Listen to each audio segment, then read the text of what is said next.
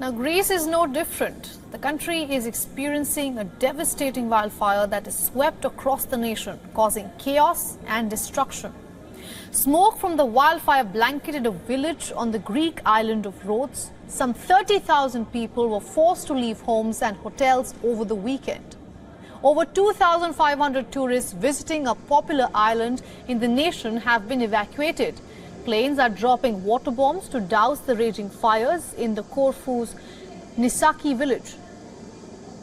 As the fires remain out of control, the Civil Protection Authority warned that the threat of further fires is high in almost every part of Greece, gripped by a heat wave.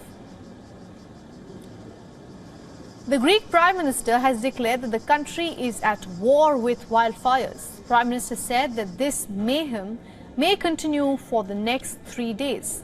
This as temperatures soar above 40 degrees Celsius in many parts of the country.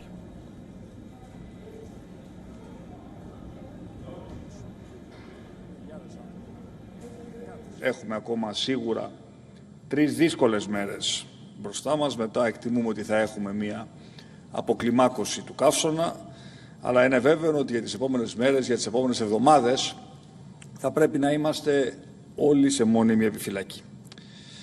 Ξέρω πολύ καλά ότι τα λόγια μου ίσως ακούγονται κοινότοπα, όμως είναι ειλικρινή, περιγράφουν την αλήθεια, όπως την βίωσα για ακόμα μια φορά τις τελευταίες μέρες. Βρισκόμαστε αυτή τη στιγμή σε πόλεμο, προσανατολισμένοι αποκλειστικά στο μέτωπο της φωτιάς. Apart from local efforts to contain fire, other nations were also seen stepping up to help Greece in combating the inferno.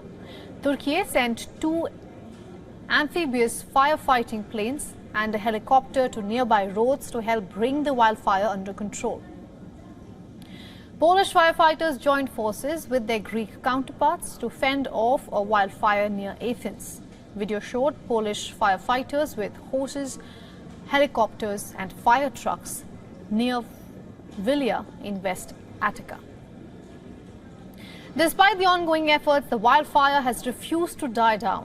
It changed its course and reached coastal resorts located in southeastern part of the island. Now, this comes at a time when Greece officials have warned that there are high chances of further fires in almost every part of the country.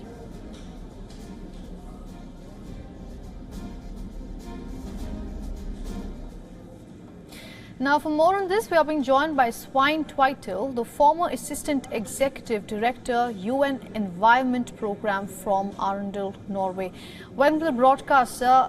How do you assess these fast-changing patterns that we are witnessing in Greece? Well, there is a very, very close connection between global warming and, in this case, forest fire. When it gets drier and warmer, we get those forest fires. Global warming is coming from emissions of fossil fuel, which puts CO2 into the atmosphere, and we have now seen temperature records all over the world now in the end of June, July, and we have seen all these forest fires.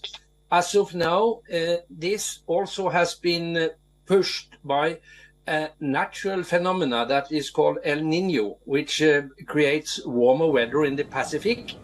But so we will probably see this extreme warming around the world for another month or so, and then it might go down again. But next El Niño, it will get warmer and warmer. So what we see now is just a beginning on what we will have in the future, and it will be worse. Exactly.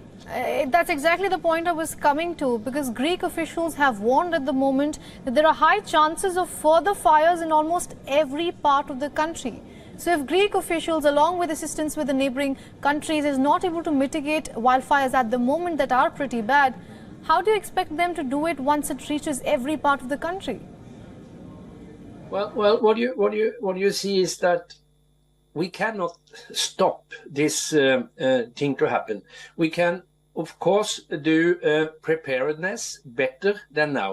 So the best thing we can do all over where forest fire can come is to prepare ourselves for what will happen.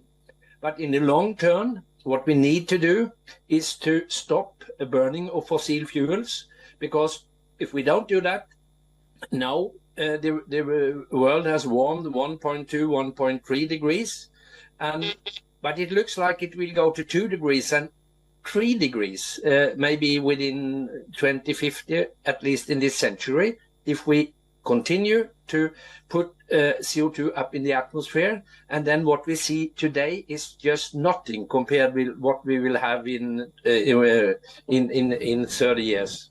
Right. Mr. Twiddle, is there a learning for the rest of the countries in the world as a whole from Greece? Well, yes, the learning is that first and foremost, we have to try to, governments must take more action to reduce the cause of the burning, which is global warming. That means that we have to stop burning of oil and coal and gas.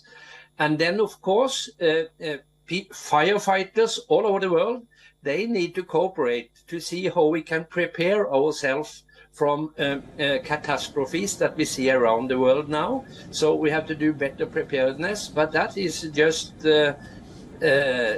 something that will reduce the damage maybe in the short term. So the main thing to do is to phase out use of coal and oil and gas. Right, Mr. Swidel, that kind of a learning is pouring out from across the globe, but the question is who is listening? All right, thank you for getting us all those insights from Norway, sir. Thank you for having me.